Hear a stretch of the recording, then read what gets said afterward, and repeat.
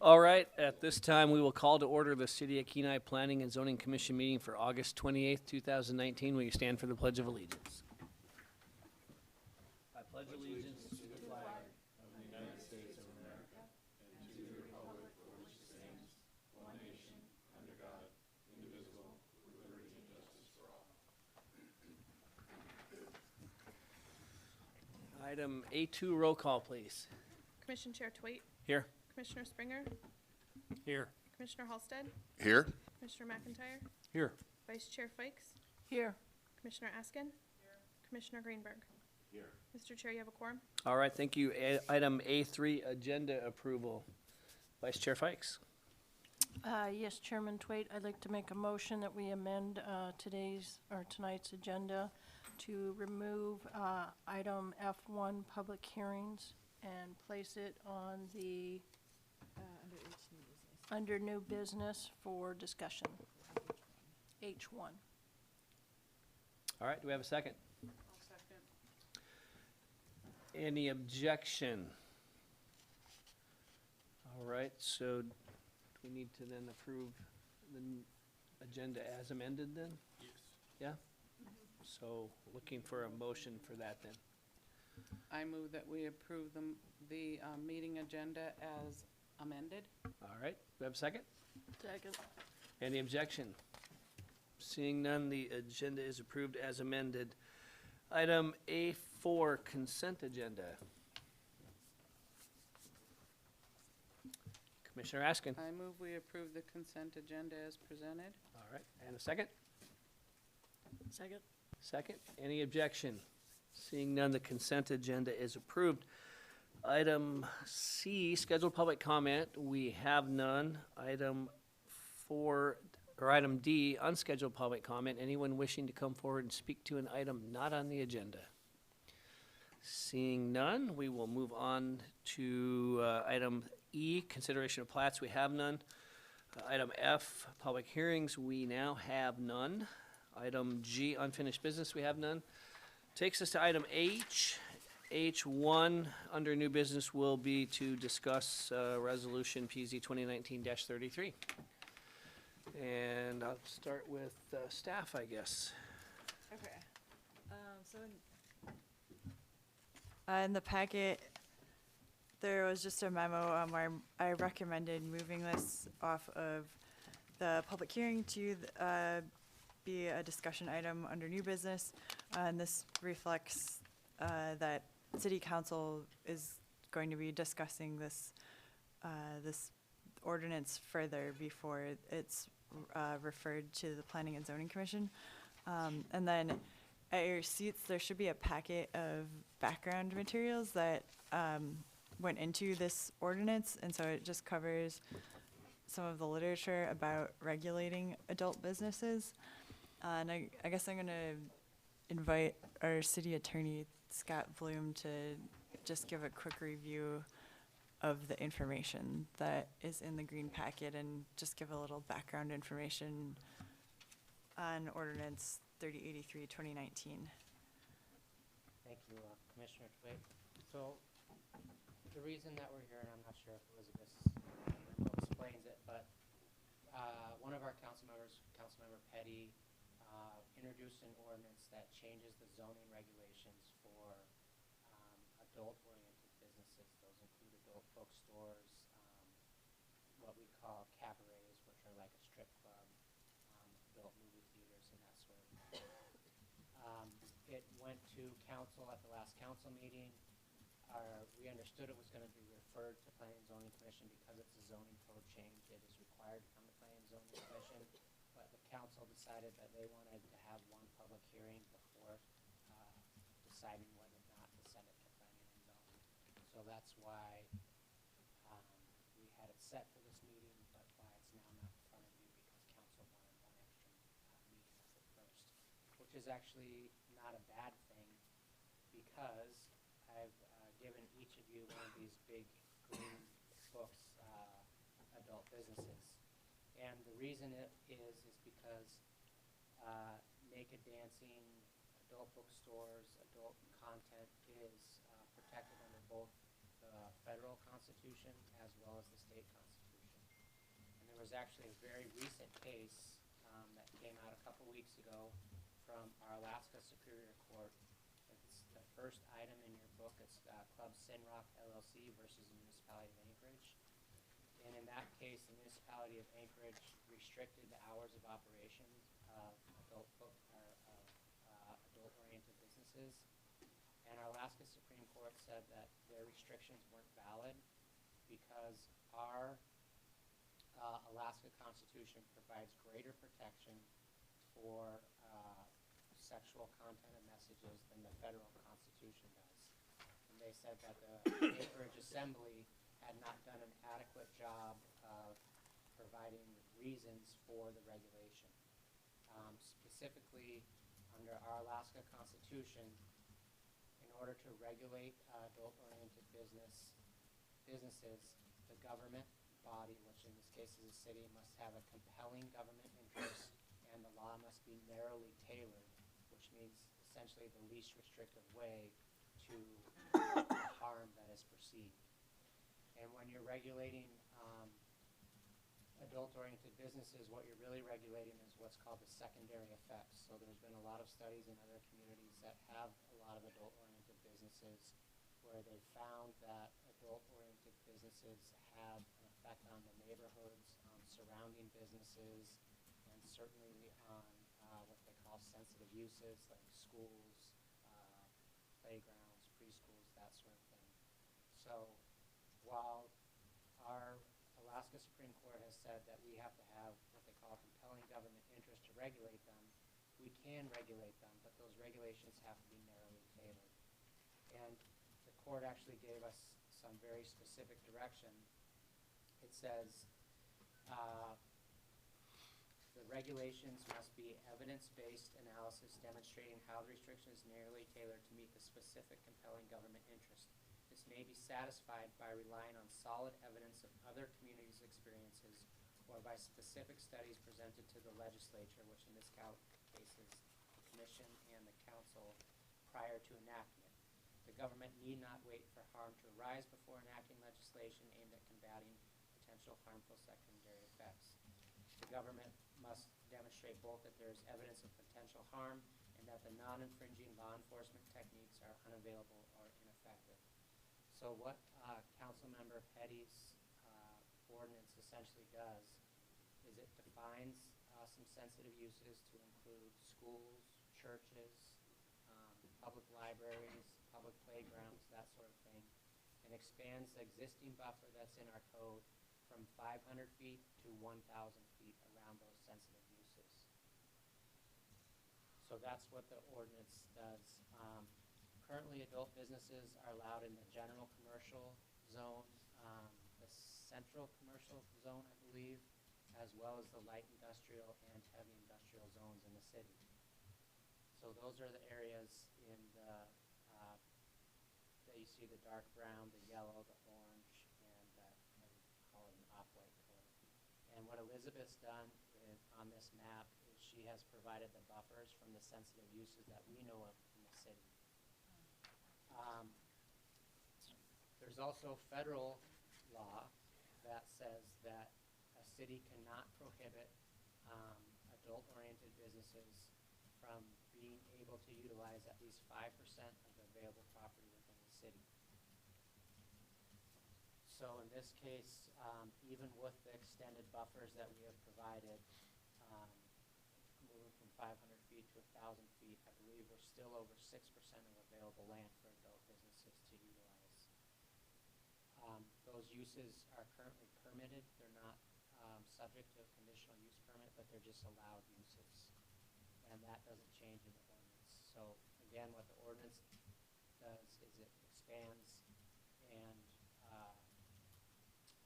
the buffer around sensitive uses and provides some more sensitive uses that Councilmember Petty thought, such as libraries, playgrounds, and that sort of thing, and schools.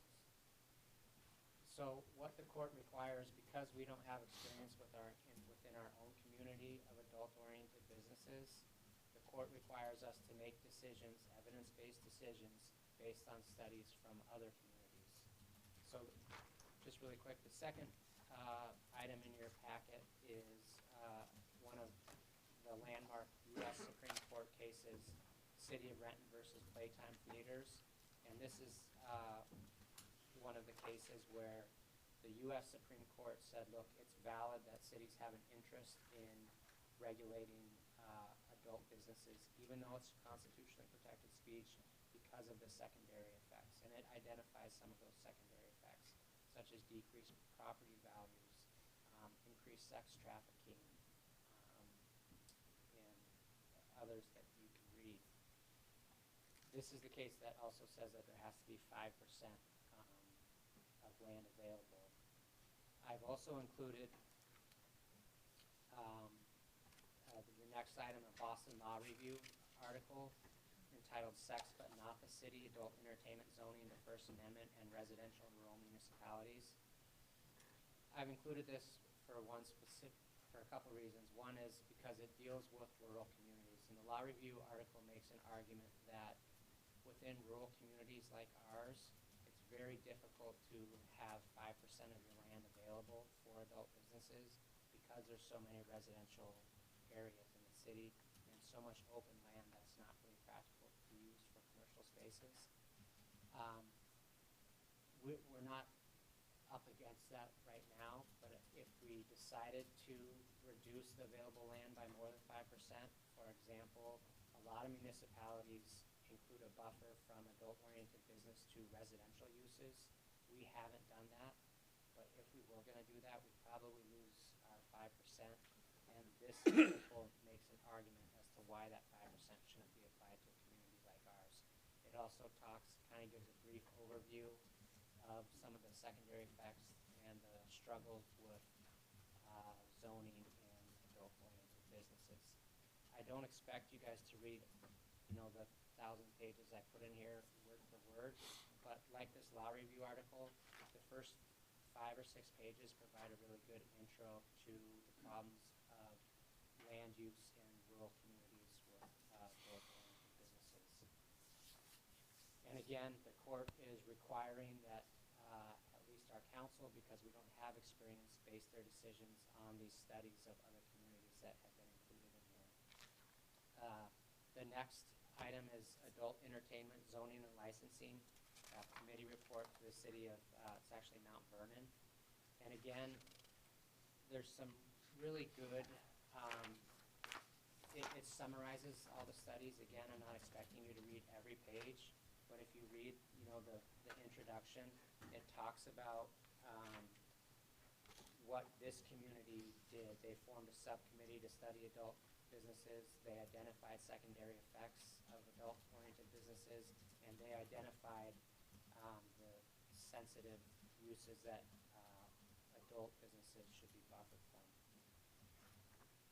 And it provides a good summary of studies in other cities as well.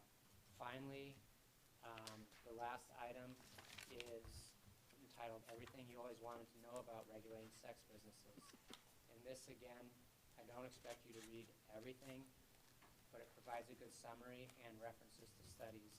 One specific study that we're relying on in the creation of our ordinances is a study that took place in New York where businesses were surveyed, and they found that the secondary effects from adult-oriented businesses, and those are essentially the negative effects on surrounding properties, go out from that business at least to 1,000 feet, more like 1,500 feet.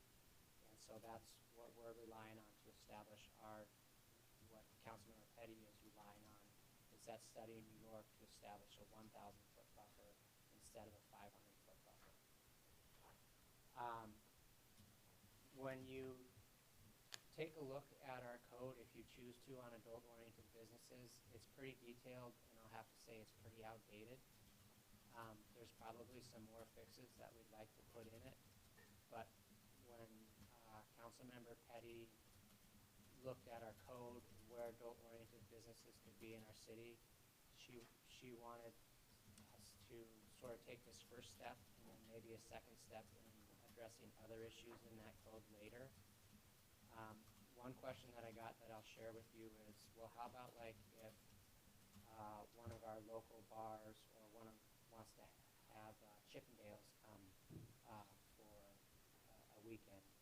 or one of our movie theaters wants to have one adult movie, or one of our theaters wants to put on an adult-oriented production.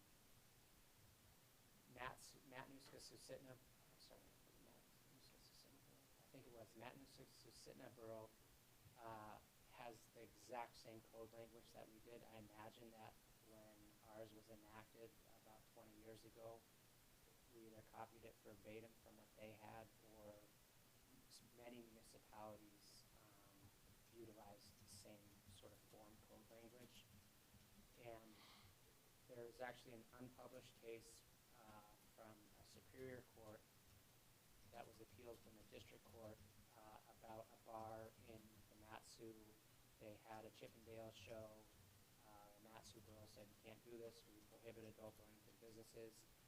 And our Alaska Superior Court in the 3rd District, the same district that we're in, said having one or two shows or an occasional show does not make you an adult-oriented business, because the definition of adult-oriented business is that it features adult-oriented material, and by just doing something periodically, you're not featuring it. And that's consistent with other federal cases that have looked at the same issue. So even if this ordinance did pass, local bars and venues would still be able to have the occasional adult-oriented business. And I think it would be really difficult for us to prohibit that, because when you look at regulating these, you're regulating the secondary effects, the decreased property values, the increased crime, the sex trafficking. I don't think you can say the same thing holds true when, if Main Street Tap and Grill were to have one show. I don't think those same secondary effects present themselves. So it'd be very difficult to regulate, and this ordinance is not regulating. But what I would, so you'll have a couple weeks, because at the next council meeting, council will either decide to refer it to you if they want to go forward. I guess they could delay it one more time, or maybe decide not to go forward with it, and then maybe it wouldn't come to you. But is to just sort of generally familiarize yourself with some of the summaries in here. If you have questions about any of the cases, or how to read them, or what they mean, please contact me.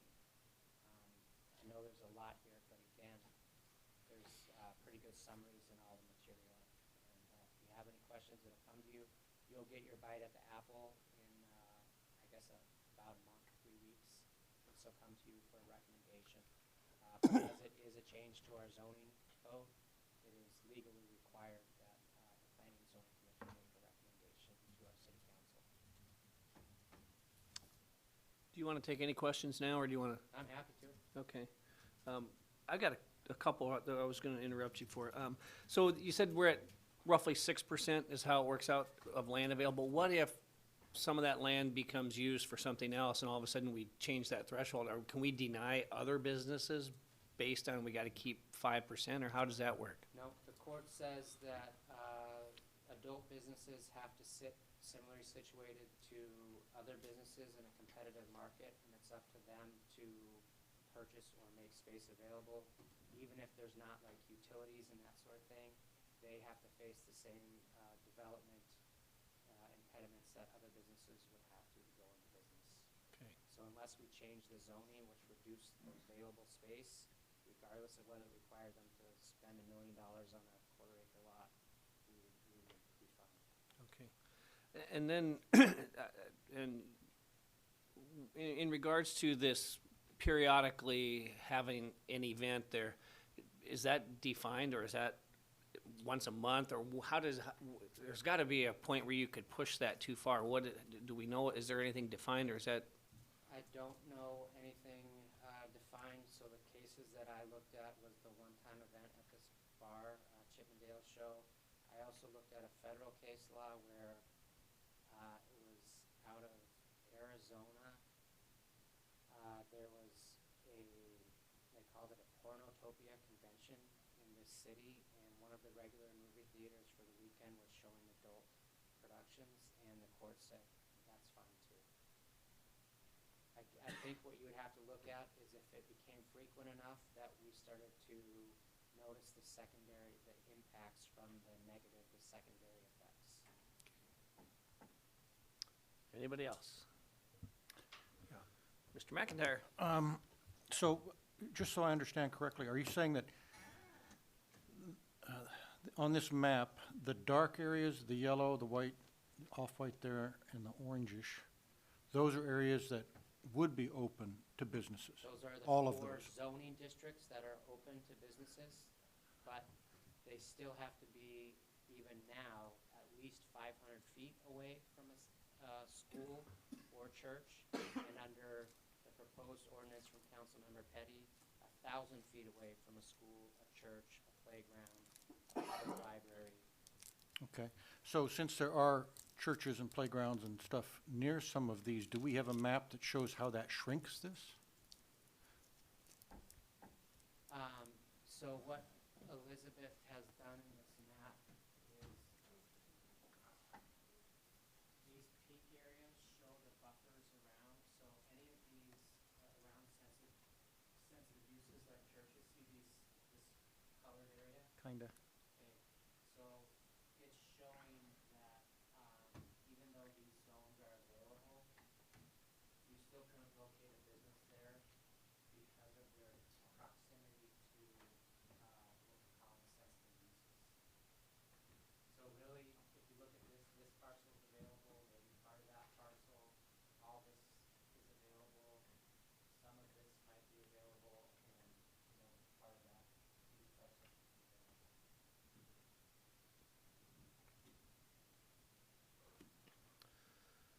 Anyone else? All right. Oh,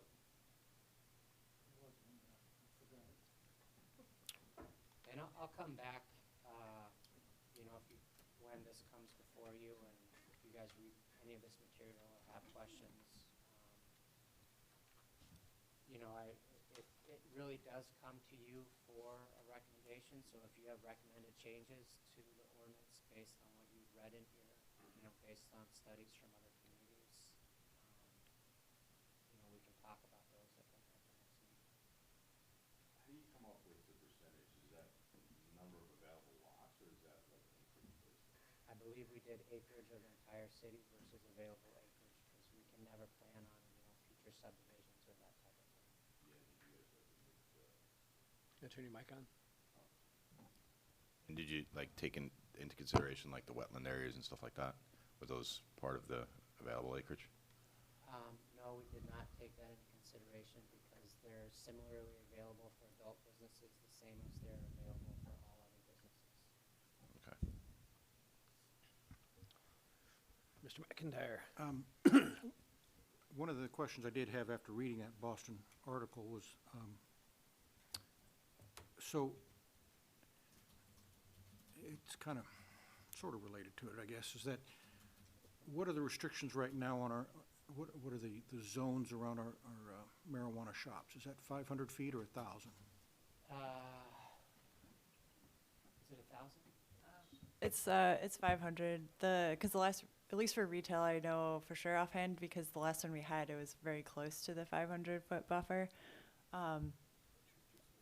It's by schools and church. Schools are 1,000. Yeah. Okay. It's mixed.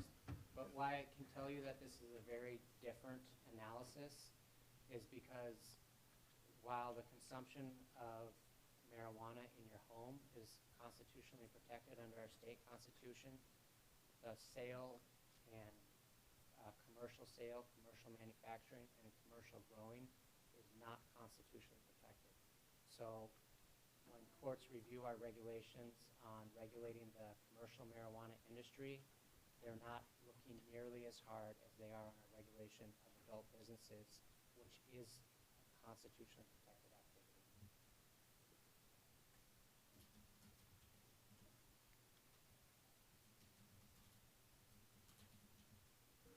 Go I ahead. guess the only other thing I would suggest is there's just a great article in last week's Economist on censorship and how, slippery a slope that is once you start taking steps to censor anybody for any reason because you don't agree with them or like them. And it's a good article. I'm not saying it necessarily fits here entirely, but it's well worth reading because it's being done on both what we call the left and right side. And something that anytime we start looking at infringing, even for the best of reasons, on the First Amendment, I think we ought to be asking ourselves, is this worth doing? So, I don't disagree with you at all. What I'd like to emphasize is what we cannot do is say we don't like adult-oriented businesses in our community. Because we can't pass that judgment as a city because they have that constitutionally protected right to express themselves. What we can do is say, hey, look, there's a lot of valid studies that say that the secondary negative impacts of adult-oriented businesses include increased crime, creation of an atmosphere of crime, declining property values, deterioration of areas, incompatibility with other uses, negative land use impacts, negative impacts on quality of life, declining tourism, human trafficking association, and harm to public health, safety, and welfare.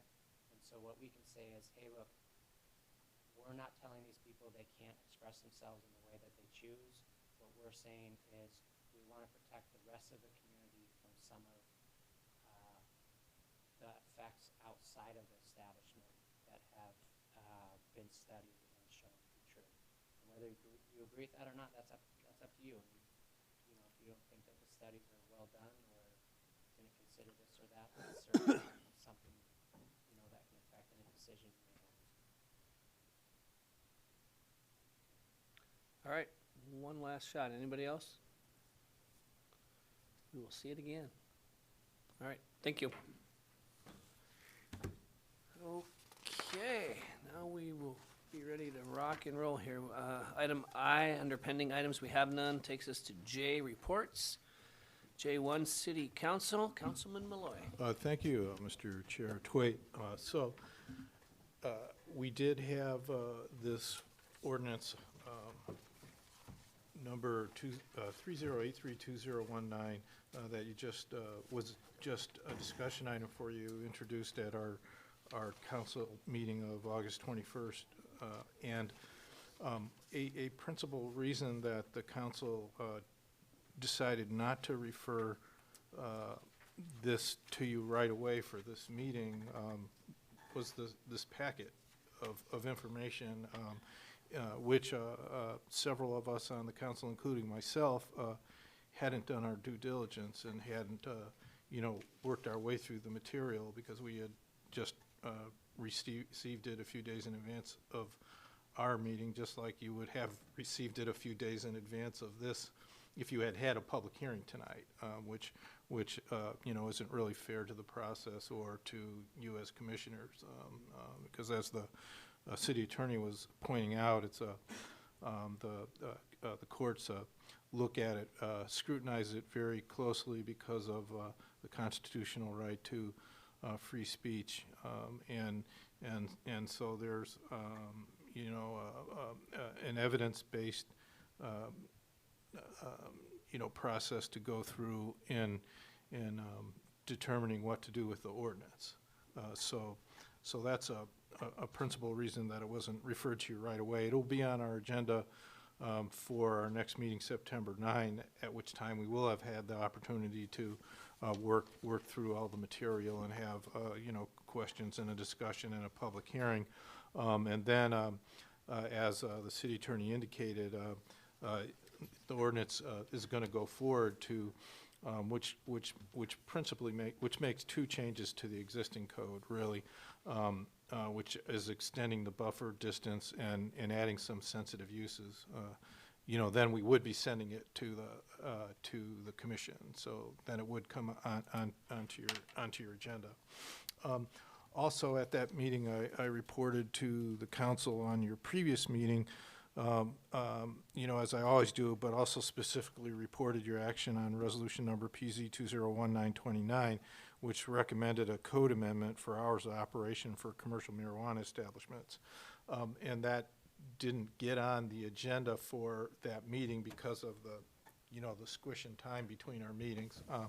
But it will be on our agenda for, our September 4 council meeting as a discussion action item. So, your resolution will be in our packet, the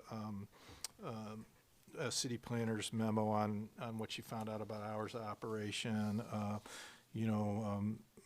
Ms.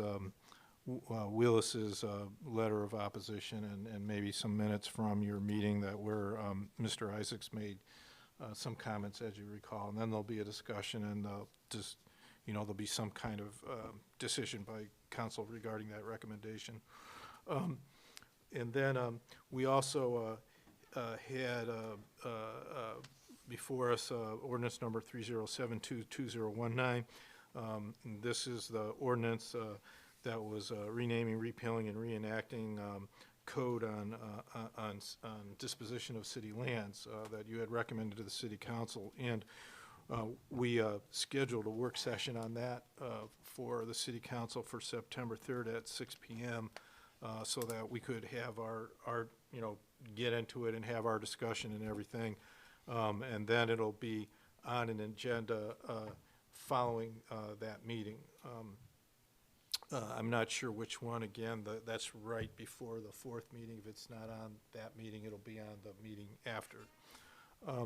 We also had a presentation from Tim Dillon, the Executive Director of KPEDD, gave us an overview of their new website and resources, and this is something to consider checking out. It's pretty amazing, the website that they put together for information for people looking to do business on the Kenai Peninsula. It's connected to a lot of other resources and a lot of other city websites.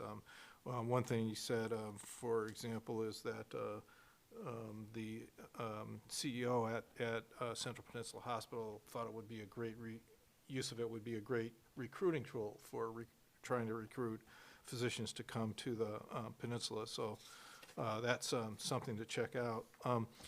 We also approved resolution number 201957, which was an application for a lease of city-owned lands within the airport reserve from SOAR International Ministries, and that was in front of you earlier for a recommendation, and we approved that lease, a 45-year lease. Let's see, that's just one other thing briefly. That we had approved. We had this ongoing dialogue with administration and members of the public over the city dock and the lack of a contractor for it, and ultimately there was a process for having special use permits adopted for individuals who wanted to use the crane so they could get trained and everything. And one of the people that was pushing that, David Chesek, had told me that worked out really well. It was great for this season. So I just thought I would pass that on to you. And that's all that I have to report. Thank you. Any questions? All right, thank you. Take us to J2 Borough Planning. Vice Chair Fikes. Alrighty, we met on Monday and we had a full agenda. We had a revisit of the Spotty Merle vacation easement in Homer. They wanted us to present some findings for the denial, so we were able to do that. And then we moved on to a resolution for a new ordinance to establish change to the gravel pit ordinance. And since it was just introduced at the meeting, it was up to us to either accept it and move it on to the assembly or to make amendments. And as we got into it and started discussing it, united consensus was that it felt like our hands were tied as far as all the complaints that we heard before us each time that the public came to hear about another permit or conditional use for a material extraction in their neighborhood. A lot of those concerns that we thought were going to be resolved through this joint committee, it didn't seem like that was the result, so it was quite disappointing. And so we chose to postpone it until we all had more time to review it. And then they moved on to a flagpole in the 50-foot anadromous habitat, and they needed some more information on that to allow it, and so we were able to provide some findings for that to allow the flagpole. And then we had a fence in the Nikiski area with a 50-foot extension towards the water, and so there were some concerns there, and we were able to address those and pass that. And then we had a video from a gal from Agnew and Beck that is putting together the comp plan for the borough. So she presented a little miniature slideshow, and they're pretty much coming to the end of their comp plan town hall meetings and gathering of information, and so she was touching on some of the topics that she felt were pertinent at the time, one of them being the gravel pit concerns, another one was the youth in the area and what's the projection for the borough in the future for youth, and then another one was area concern that she brought up was renewable energies and then cannabis. They wanted to know if there was any reference to the cannabis industry. And that was pretty much it. We spent the evening until almost midnight going through the gravel thing, so we were able to wrap it up just in time for the good folks in Soldovia to deal with their water crisis. That's all I have. All right, any questions? All right, we're gonna take a step back real quick to J1, Mr. Malloy. Thank you. I apologize, I forgot to report that the Kenai Christian Church filed an appeal of the conditional use permit for the retail marijuana for the Red Run. So that'll be on the council's agenda to set a hearing for a Board of Adjustment hearing. Very good, thank you. All right, J3 Administration, Ms. Appleby. Thank you, Chair Twait. I guess I want to report, since we had this adult business item advertised, we did get 2 phone calls, but both of them were asking if it was about, if it was related to marijuana. Anyway, so I just thought I'd pass that on, that the marijuana, I think there may have been in the industry, but anyway, that people were paying attention to any change to marijuana code and had questions if this related at all, and so we just informed them it did not. I have I had a note from last time. Someone had asked, I'd mentioned the Alaska LNG draft EIS, and someone, I think it was Commissioner Fikes possibly, had asked if the Kenai Spur Highway relocation would still go through if the project doesn't go forward. I guess I wouldn't say I'm 100% positive, but my understanding is it's tied to the project, so I don't think it would be relocated if there's no project, but I mean, it would be a state decision, but that's my understanding.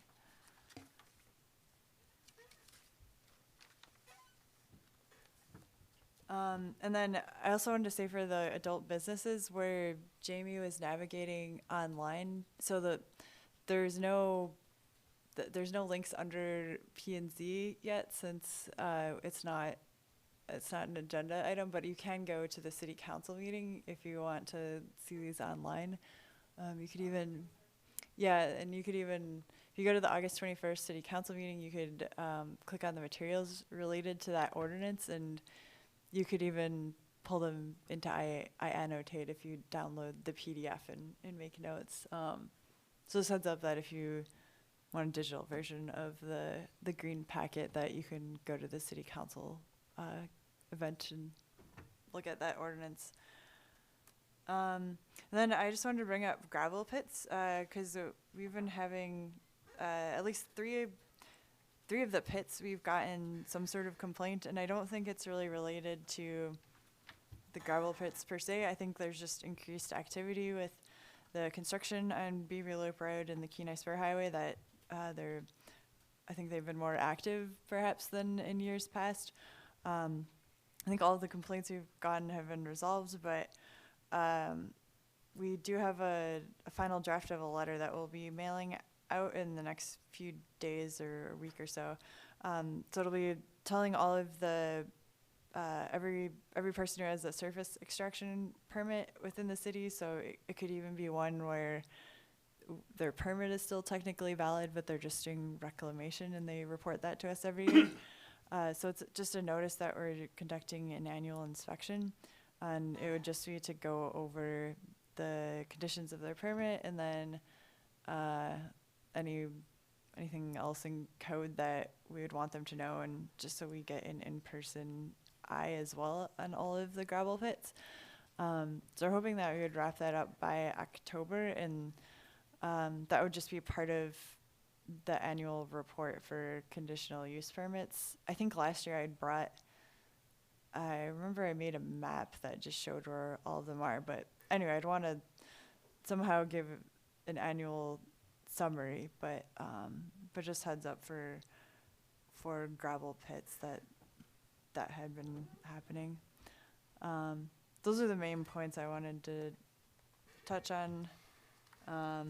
I did want to say there still will be an update to the sign code. I'm just not going to schedule it until I come to you with basically here's an informational item at the meeting, and then schedule the work session. Then is my plan for that. And then I guess I can just say that the land management plan it's still a few months out, but we did have our temporary lands person come back to finish gathering the initial data on the remaining parcels. So she's been back gathering the initial data, and then we're still going through like our initial staff check to get it in some sort of draft form that we can even send out to review internally as the start. That is the end of my staff report. Any questions?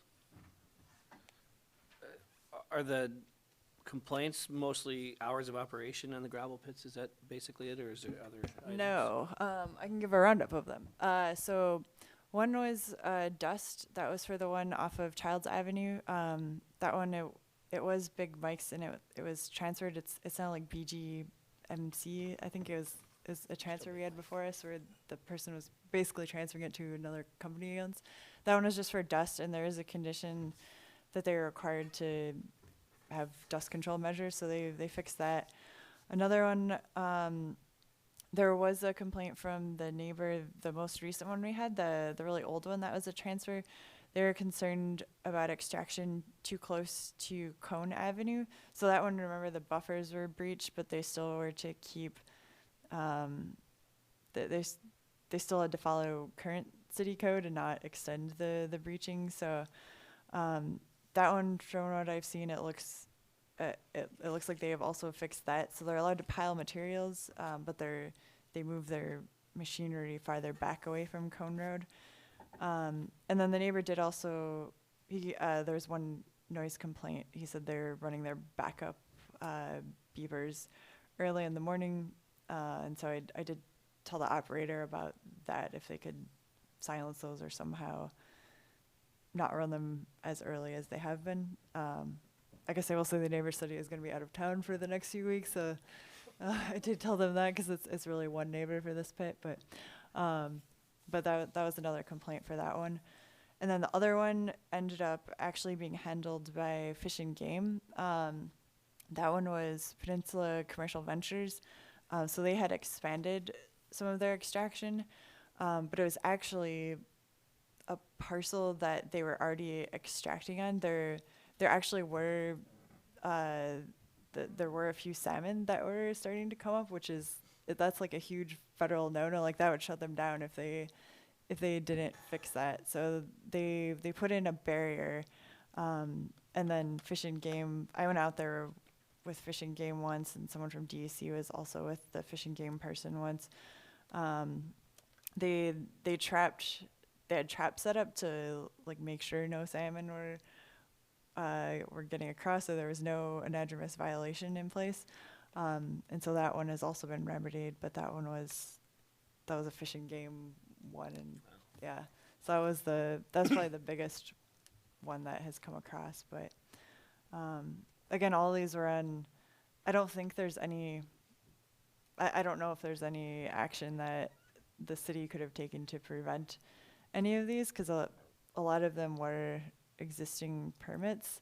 But those are the complaints I've gotten, and we can take those into account whenever the borough has their recommendations if we want to make any changes to our code. Yeah. Very good. Any other questions on the gravel pits? Commissioner McIntyre. I got one. Yeah. One is, do you, on these annual reviews that you're conducting, do you compile those into a report that's available to us or that we can review? Yeah. Take a look at? I would like to. So I done last year just the gravel pits and the marijuana facilities. I don't even think I had really done it necessarily at the end of the year. It was just, I guess I could say there was some sort of report that went out, but I would like to have that this year. So, because we do contact every person who has a conditional use permit, and they're required to at least fill out this form and tell us that they're compliant with taxes with the Kenai Borough. I'd have to look back because I don't know if any of the commissioners can say if you've gotten something in the past, but I think it would be useful to at least just know how many permits there are and where, just even for my own tracking too. The other thing is, do you, on these reviews, as you go through and interview people and ask them about compliance and stuff, do you make it a point to ask them about reclamation and where they are in that process? It's really just a form, honestly. It's just a form that they can submit back, and so most of the time it says how many yards they've been extracting, and it'll state some of the reclamation. But I suppose in the on-site visits, we could perhaps ask. I guess are you looking for a response to make sure that that the gravel pits are not ignoring that they eventually have to reclaim the land and we don't end up with open pits basically forever?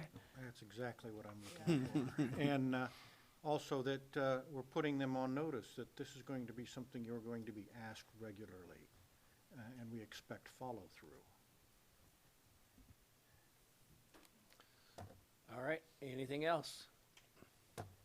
All right, thank you. We'll move along to item K, additional public comment. Anyone feel the need to speak? Looks like we're good. All right. We have no informational items. September 11th will be our next meeting, and I will not be here. I may not be here either. I won't know till next week.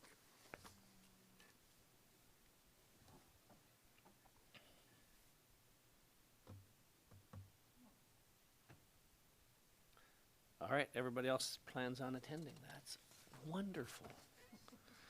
Commissioners' comments and questions. Commissioner Askin. I don't have anything. Commissioner McIntyre. Nothing at this point. All right. Commissioner Halsted. Nothing. Commissioner Greenberg. I don't have anything. Commissioner Springer. I don't have anything either. Wow. Vice Chair Fikes. Thanks for the new toy. Go home and practice with those. And I have none to add other than to say hi to our council members in the audience. And with that business completed, the meeting is adjourned.